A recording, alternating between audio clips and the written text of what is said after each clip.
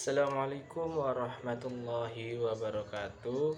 Saya Arifin, NPM 1921910515 dari Penja 19A.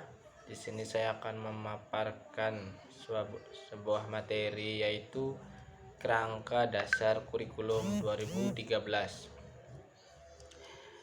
Dalam kerangka dasar kurikulum 2013 ini, saya akan menjelaskan dua materi, yaitu mengetahui hakikat, landasan, dan prinsip kurikulum 2013.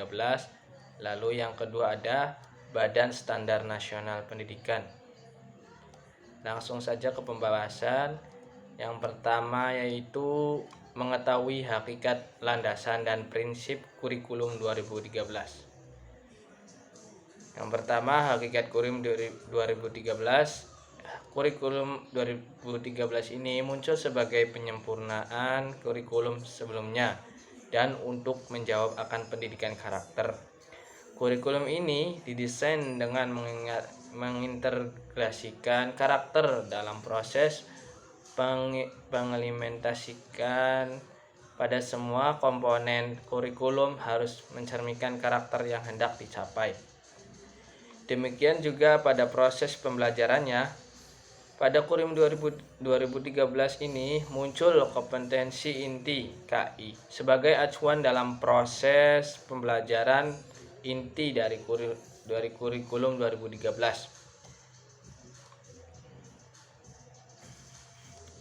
Sesuai dengan standar nasional yang telah disepakati, paparan ini merupakan bagian dari uji publik kurikulum 2013 yang diharapkan dapat menjaring pendapat dan masukan dari masyarakat.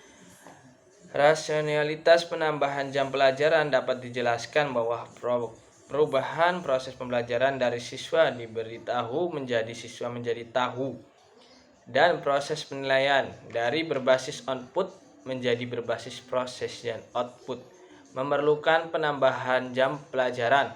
Di banyak negara seperti Amerika Serikat, lalu ada Korea Selatan, dan akhir-akhir ini ada kecenderungan dilakukan menambah jam pembelajaran. Diketahui juga bahwa perbandingan dengan negara-negara lain menunjukkan jam pelajaran di Indonesia relatif lebih singkat. Bagaimana dengan pembelajaran di Finlandia yang relatif singkat? Jawab.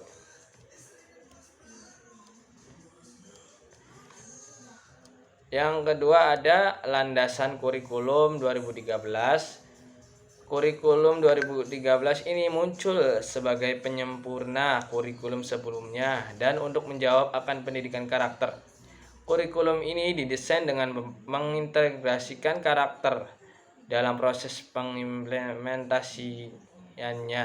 Pada semua komponen kurikulum harus mencerminkan karakter yang hendak dicapai. Demikian juga pada proses pembelajarannya. Pada kurikulum 2013 muncul kompetensi inti sebagai acuan dalam proses pembelajaran. Yang pertama ada landasan yuridis. Landasan yuridis kurikulum adalah Pancasila dan Undang-Undang Dasar 1945, Undang-Undang Nomor 20 Tahun 2003 tentang Sistem Pendidikan Nasional, Peraturan Pemerintah Nomor 19 Tahun 2005 tentang Standar Nasional Pendidikan, dan Peraturan Menteri Pendidikan Nasional Nomor 23 Tahun 2006 tentang Standar Kompetensi Lulusan, dan Peraturan Menteri Pendidikan Nasional Nomor 22 Tahun 2006 tentang Standar Isi Lebih Lanjut.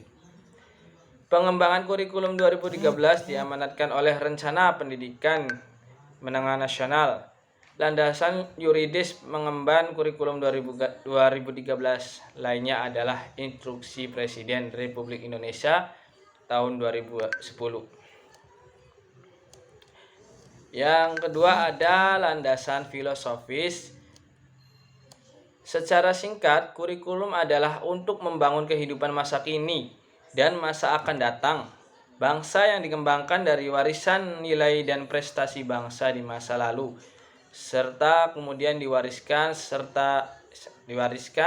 dikembangkan untuk kehidupan masa depan.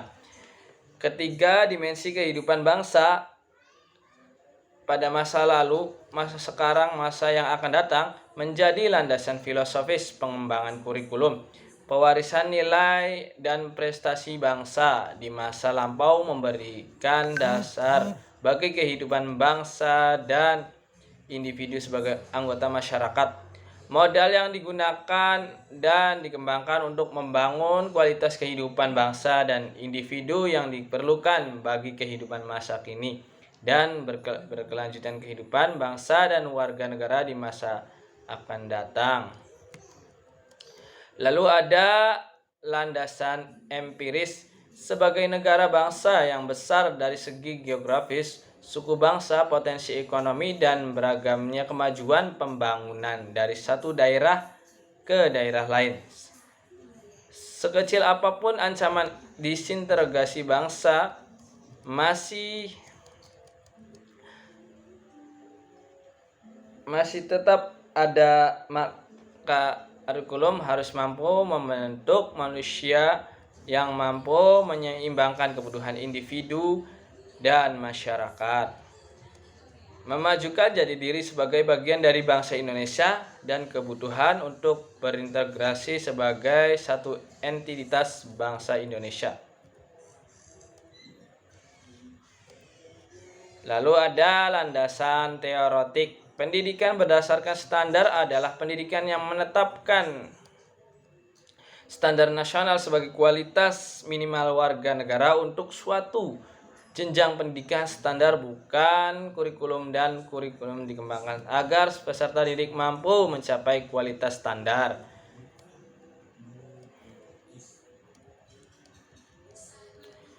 Yang ketiga yaitu prinsip-prinsip kurikulum 2013.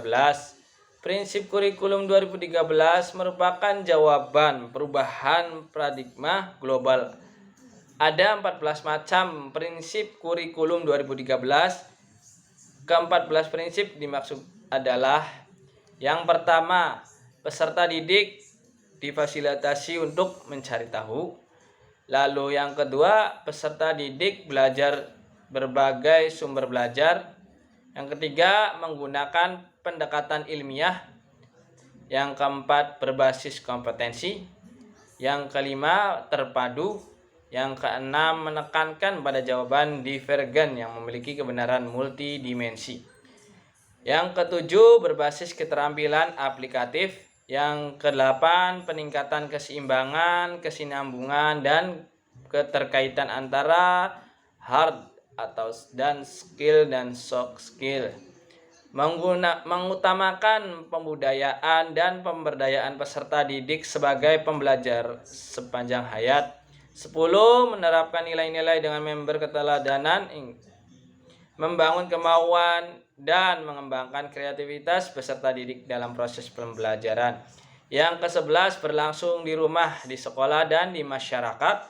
Yang ke-12, pemanfaatan teknologi informasi dan komunikasi untuk meningkatkan efisiensi dan efektivitas pembelajaran. Yang ke-13, ada pengakuan atas perbedaan individu dan latar belakang budaya peserta didik. Dan yang terakhir, yang ke-14, suasana belajar menyenangkan dan menantang.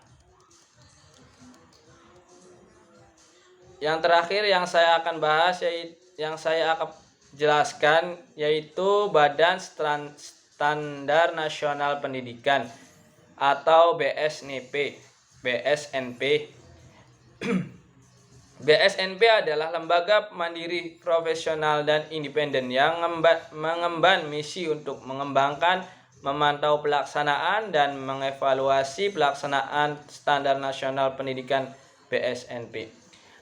Bertugas membantu Menteri Pendidikan dan Kebudayaan dan memiliki kewenangan untuk: yang pertama, mengembangkan standar nasional pendidikan.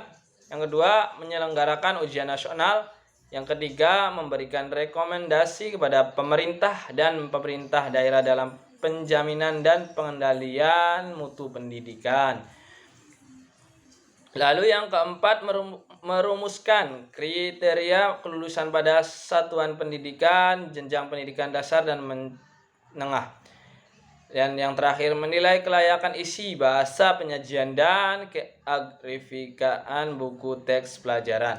Standar yang dikembangkan oleh BSNP berlaku efektif dan mengikat semua satuan pendidikan secara nasional. BSNP dipimpin oleh seorang ketua dan seorang sekretaris yang dipilih oleh dan dari anggota atas dasar suara terbanyak.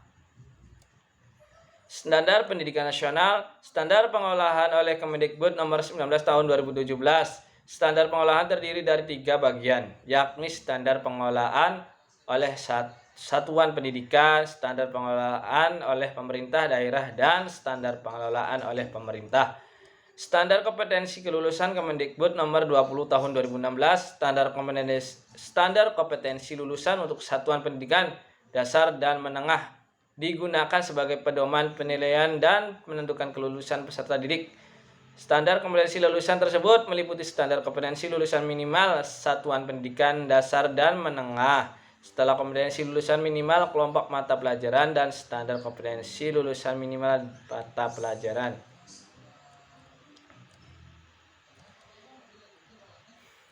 Sekian yang bisa saya paparkan, kurang lebihnya mohon maaf. Apabila ada kesalahan mohon dimaafkan.